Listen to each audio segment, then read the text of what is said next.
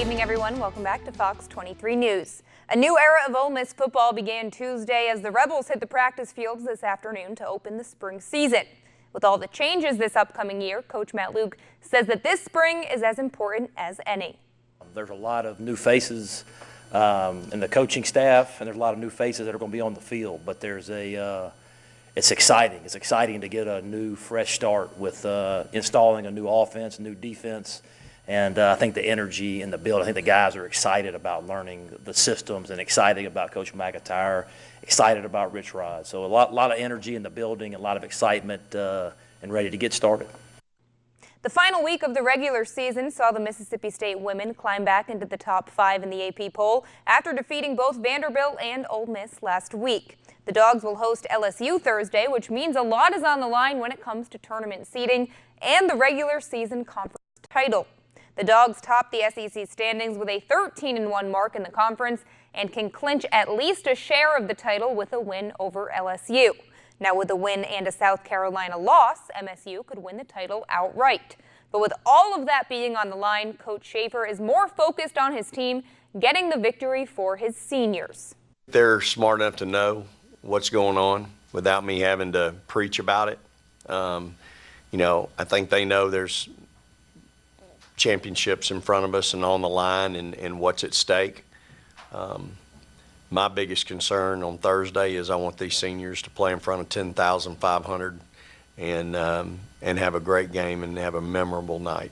And if they do that, then the rest of it will take care of itself. These kids deserve it. Jazz, Tierra, and Zion have a chance to get to number 124. What they've been able to accomplish in their careers is really, really special. The New Orleans Pelicans saw the return of Anthony Davis Monday night, but they saw more of the same results they've come very used to seeing this season. Yet another loss.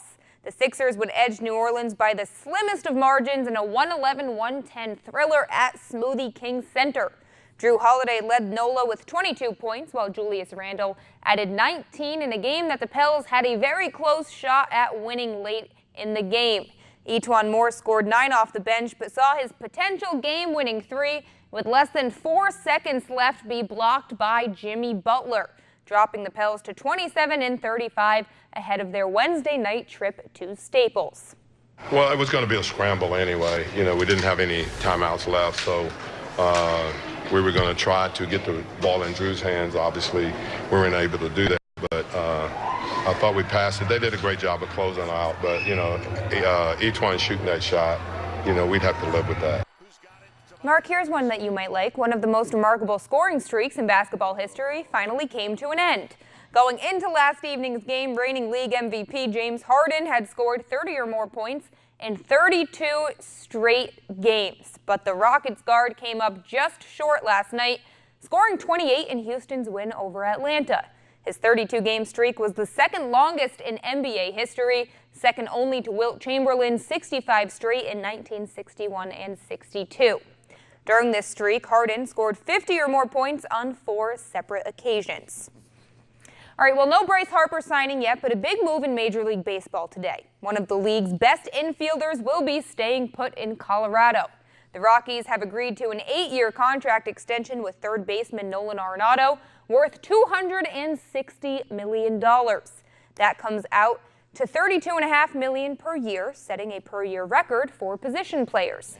Now, had he not signed, he would have been a free agent after this season. He hit .297 last year with a league-leading 38 home runs and came in third place in MVP voting. And it's kind of funny because Bryce Harper is a free agent who hasn't been signed, and then Arenado and then Miles Mikolas on the Cardinals was also a free agent next season. He signed an extension today. So we have these guys signing extensions before they're even free agents, but we don't have Bryce Harper. Starting to write Bryce off. It's just too much money. Too much time,